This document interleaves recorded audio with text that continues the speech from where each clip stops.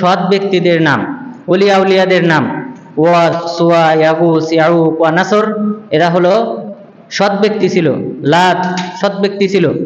যে সকল ব্যক্তিরা সৎ ব্যক্তি ছিল তাদের নামে মূর্তি তৈরি করা হয়েছিল।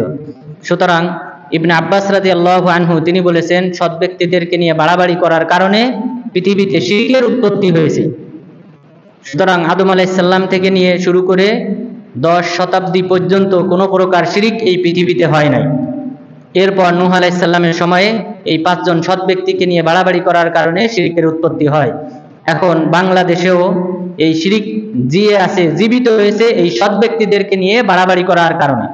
এই ওলিয়া উলিয়াদেরকে নিয়ে বাড়াবাড়ি করার কারণে আমাদের দেশে শিরিক এখনো উজ্জীবিত। তা না হলে এই শিরিক আমাদের দেশেও থাকতো না।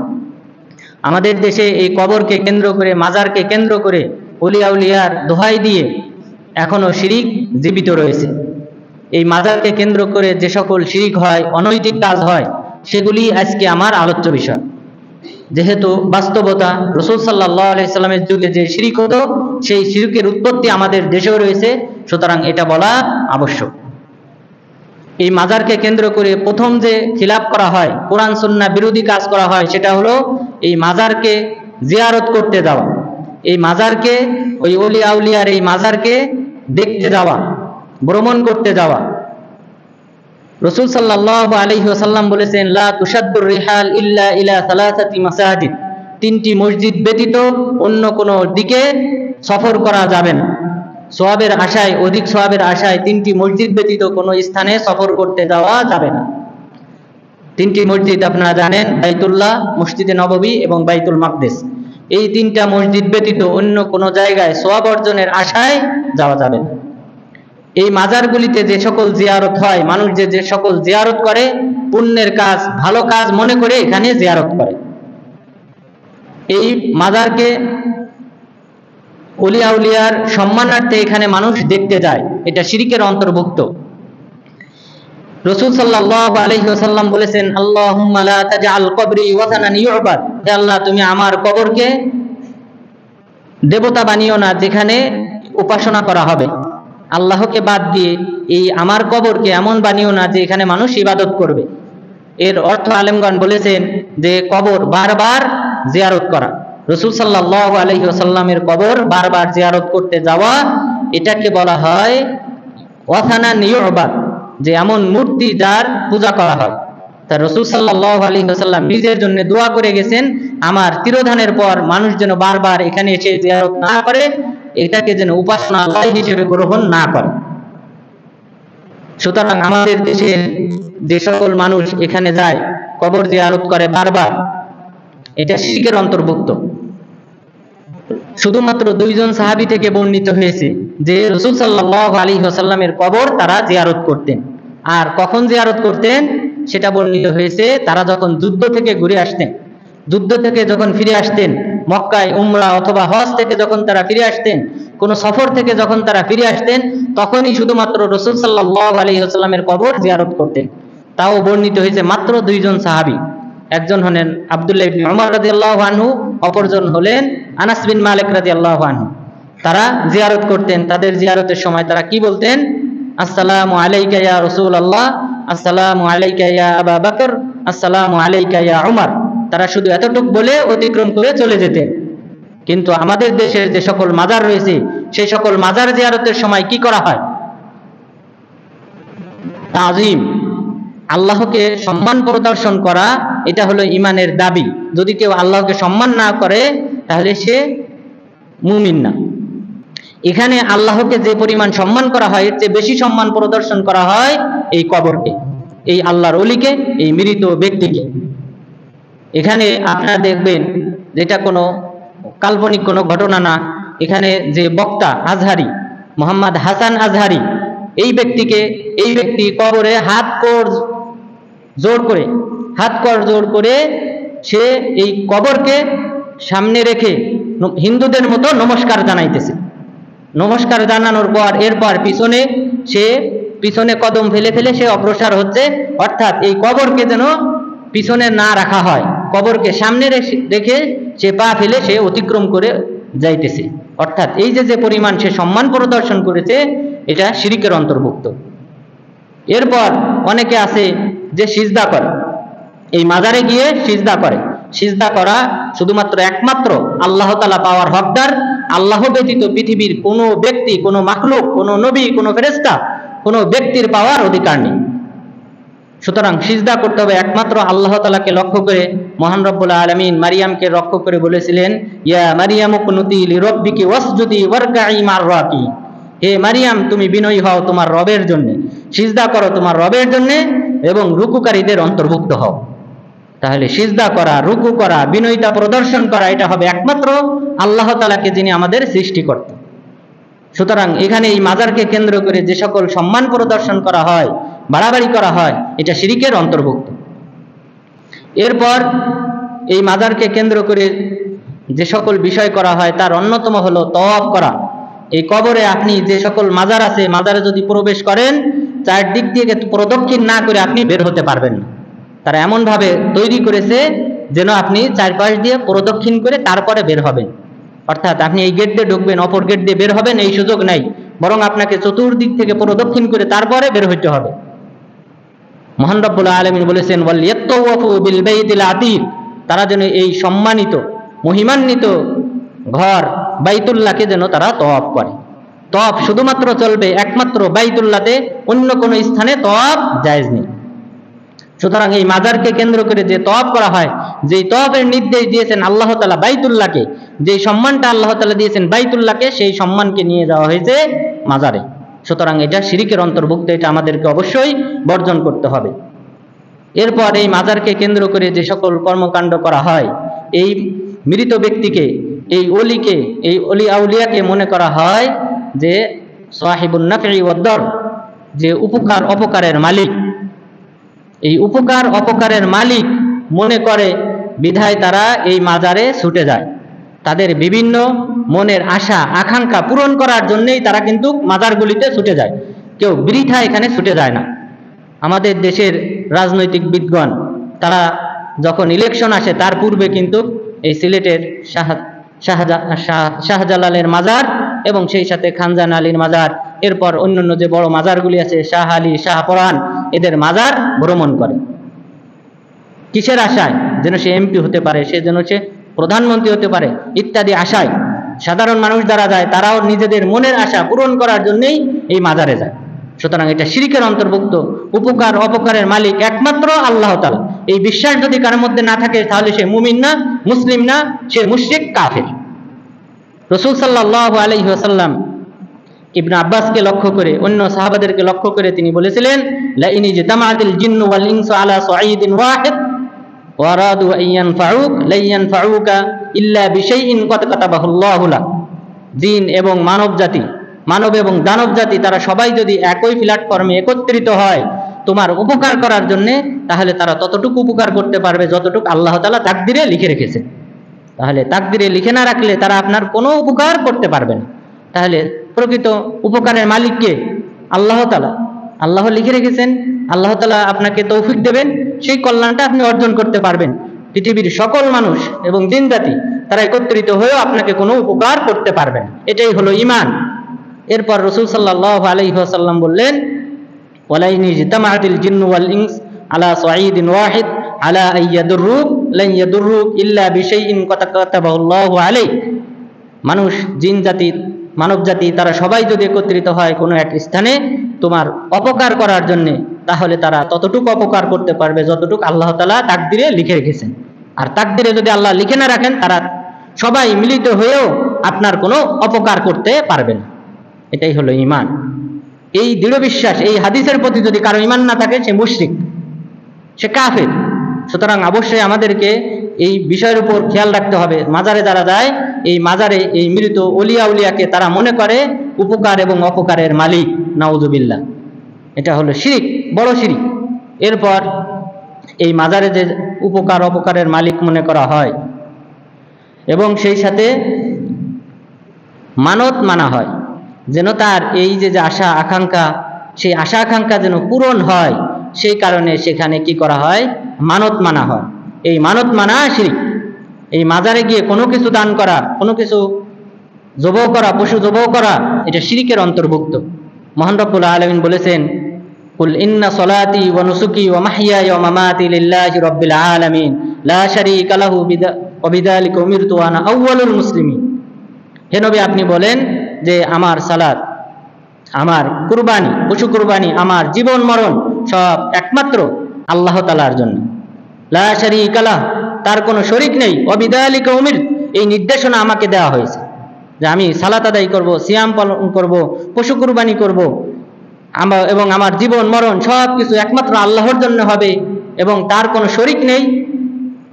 আর এই নির্দেশনা আল্লাহ তাআলা আমাকে দিয়েছেন।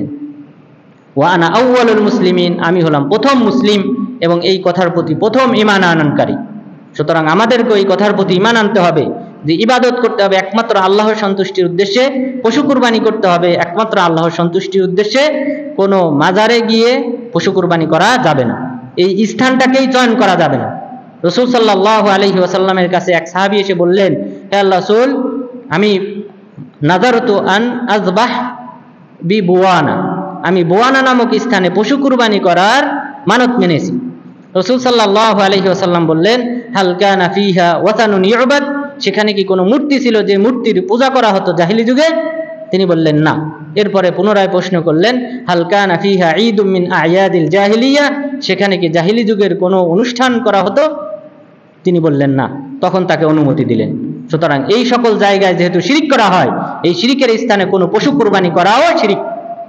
সুতরাং অবশ্যই এই মাজারে কোনো কিছু দান করা এবং কোনো কিছু পশু কুরবানি করা হারাম, মানত মানা যাবে না। এবং এটা তো আমরা পশু কুরবানি কথা বললাম, যদি কোনো কিছু সামান্য ন্যূনতম কোনো কিছু কেউ দান করে তাহলে সে ঈমান হারা হয়ে মুশরিক হয়ে মৃত্যুবরণ করবে। সালমান আল ফারিসি রাদিয়াল্লাহু আনহু তিনি বলেছেন, দাখালাল জান্নাতা রাজুলুন ফি যুবাব ওয়া দাখালান নার রাজুলুন ফি যুবাব। এক ব্যক্তি একটা মাছির কারণে জান্নাতি হয়েছে, আরেক ব্যক্তি একটা মাছির কারণে জাহান্নামী হয়েছে। কিভাবে? তখন বললেন যে এক ব্যক্তি অতিক্রম করতেছিল, অতিক্রম করার সময় একটা মূর্তি ছিল, সেই মূর্তির পূজারীরা তারা বলেছিল যে এখানে কিছু দান করে যেতে হবে।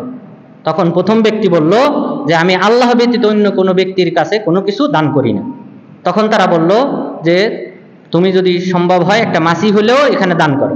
সে বলল মাছিও নয়, কোনো কিছু আমি এখানে দেব না, আমি আল্লাহ তাআলার সাথে শিরিক করব না। তখন তারা এই ব্যক্তিকে হত্যা করলো। তখন সে দাখালাল জান্নাহ, সে জান্নাতি হলো। এটাই হলো ঈমান। ঈমান নিয়ে যদি কেউ কবরে যায় সে অবশ্যই জান্নাতি। দ্বিতীয় ব্যক্তিকে বলল তুমি কিছু দান করো, সে বলল আমার কাছে কিছু নেই। তখন বলল একটা মাছি হলেও দাও। তখন সে একটা মাছি ধরে এখানে দান করলো, দাখালান নার, সে জাহান্নামী হয়েছে। সুতরাং এই সকল জায়গায় শিরিকের আস্তানা, আড্ডাখানায় যদি কেউ কোনো কিছু দান করে সে মুশরিক হয়ে যাবে। এরপর এই সকল মাজারে এই যে অনুদান দেওয়া হয়, এই সকল পশু কুরবানি করা হয়, এরপর এখানে এই মাজারে যে ব্যক্তি আছে মৃত ওলি আউলিয়া, তাকে ওসিলা মানা হয়। তাকে মনে করা হয় যে সেই ব্যক্তি আল্লাহর ওলি এবং সেই ব্যক্তি আমাকে আল্লাহর নৈকট্যশীল বানাবে। এই যে আকীদা পোষণ করা হয়, ওসিলা করা হয়, তাকে ওসিলা করে দোয়া করা হয়, এটা হলো শিরিকের অন্তর্ভুক্ত। এই শিরিকটাই জাহিলি যুগের মক্কার মুশরিকদের ছিল। ওয়াল্লাযীনা ইত্তাখাযু মিন দুনিহি আউলিয়া মা না'বুদুহুম ইল্লা লিয়ুকাররিবুনা ইলাল্লাহি যুলফা। যারা আল্লাহকে বাদ দিয়ে ওলিয়া উলিয়াকে মাবুদ হিসেবে গ্রহণ করে নিয়েছে, তারা বলে মা না'বুদুহুম ইল্লা লিয়ুকাররিবুনা ইলাল্লাহি যুলফা। আমরা তো এই সকল ওলিয়া উলিয়ার উপাসনা করি যেন তারা আমাদেরকে আল্লাহর নৈকট্যশীল বানায়, ওসিলা হিসেবে আমরা গ্রহণ করি, আমরা সরাসরি এদের ইবাদত করি না। জাহিলি যুগের লোকজন তারাও বলতো যে এই সকল মূর্তি যা আমরা পাথর, মাটি, কাদা মাটি ইত্যাদি দিয়ে তৈরি করি, এরাও ইবাদত পাওয়ার যোগ্য না। আমরা শুধুমাত্র এদেরকে ওসিলাকারী মনে করি। যে ওসিলা বর্তমান বাংলাদেশের অধিকাংশ মানুষ এই ওলিয়া উলিয়াকে কেন্দ্র করে বিশ্বাস করে, এটাও শিরিকের অন্তর্ভুক্ত। জাহিলি যুগের যেই শিরিক, সেই শিরিক এই মাজার কেন্দ্রিক হয়, এটাও শিরিকের অন্তর্ভুক্ত। অবশ্যই আমাদেরকে বর্জন করতে হবে। এরপর এই ওলিয়া উলিয়ার কাছে এমন কিছু চাওয়া হয় যা দেওয়ার মালিক একমাত্র আল্লাহ তাআলা। আল্লাহ তাআলাই একমাত্র দেওয়ার মালিক। এমন কিছু তারা এই মাজারের যিনি ওলি আছেন, ওলিয়া উলিয়া আছেন, যিনি মারা গেছেন অথবা জীবিত আছে তার কাছে চায়। যেমন সন্তান চাওয়া, কারো সন্তান হয় না, সন্তান চায়।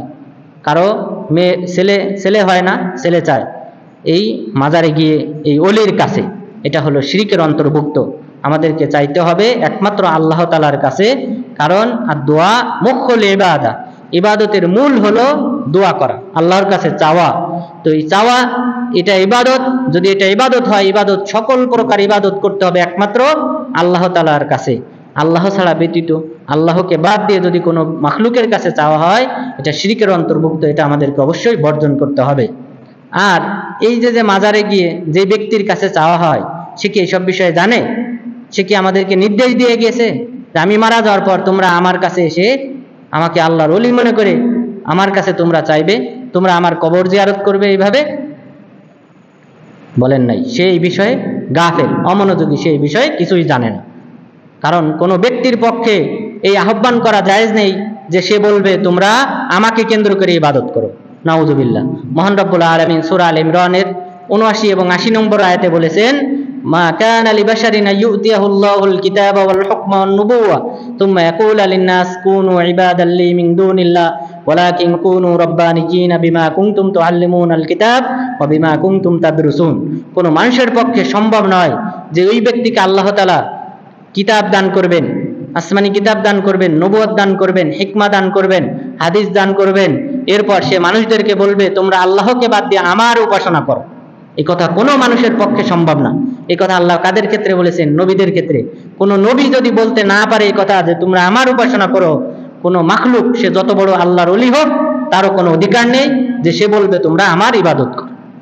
সুতরাং এই ওলিয়া উলিয়া যাদেরকে মনে করা হচ্ছে, তারা তো আমাদেরকে বলে যান নাই তোমরা আমার ইবাদত করো, বরং কোনো নবী বলেন নাই, বরং আল্লাহ তাআলা এতে বলে দিয়েছেন সম্ভব না যে তারা দাবি করবে কথা। বরং তারা কি বলেন? ওয়ালাকিন কুনু রাব্বানিয়িনা বিমা কুনতুম তুআল্লিমুনাল কিতাব ওয়া বিমা কুনতুম তাদরুসুন। বরং তোমরা আল্লাহওয়ালা হও, তাকওয়া মুত্তাকিবান হও, এক আল্লাহর উপাসনাকারী হও, কেননা তোমরা কোরআন অধ্যয়ন করো, এই আসমানি কিতাব অধ্যয়ন করো এবং মানুষকে শিক্ষা দাও। সেই কারণে যেহেতু তোমরা নিজেরা অধ্যয়ন করো, এই কোরআনে এই বিষয় উল্লেখ রয়েছে কোনো মাখলুককে রব হিসেবে গ্রহণ করা যাবে না, সুতরাং তোমরা এই কিতাব যে অধ্যয়ন করো, অন্যকে শিক্ষা দাও, সে কারণেই তোমরা আল্লাহওয়ালা মুত্তাকি ব্যক্তিতে পরিণত হও। এরপর পরের আয়াতে বললেন, ওয়ালা ইয়ামুরাকুম আন তাত্তাখিযুল মালাইকাতা ওয়ান নাবিয়্যিনা আরবাবা। এবং এই সকল ব্যক্তি যাদেরকে আল্লাহ তাআলা নবুয়ত দিয়েছেন, হিকমা দান করেছেন, তাদের পক্ষে সমুচিত নয় যে তারা মানুষকে নির্দেশ দিবে আন তাত্তাখিযুল মালাইকাতা ওয়ান নাবিয়্যিনা আরবাবা, ফেরেশতাদেরকে, নবীদেরকে রব হিসেবে গ্রহণ করো। তাহলে ফেরেশতা আর নবী এই দুই শ্রেণীর মানুষের চেয়ে উত্তম কে আছে? কোন আল্লাহর ওলি আছে যে নবীর চেয়ে উত্তম, ফেরেশতার চেয়ে উত্তম, যে সে ইবাদত পাবে? কেউ আছে? নাই, কেউ নাই।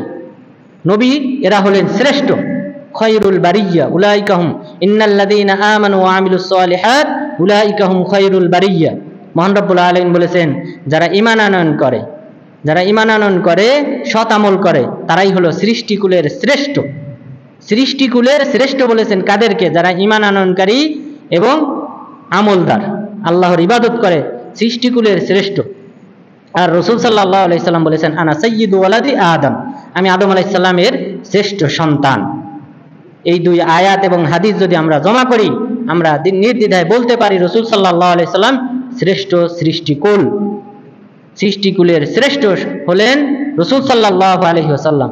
তো নবীগণ যদি দাবি না করতে পারেন তোমরা আমার ইবাদত করো, তাহলে পৃথিবীর কোনো ওলি নেই, কোনো মাখলুক নেই যে দাবি করবে তোমরা আমার উপাসনা করো।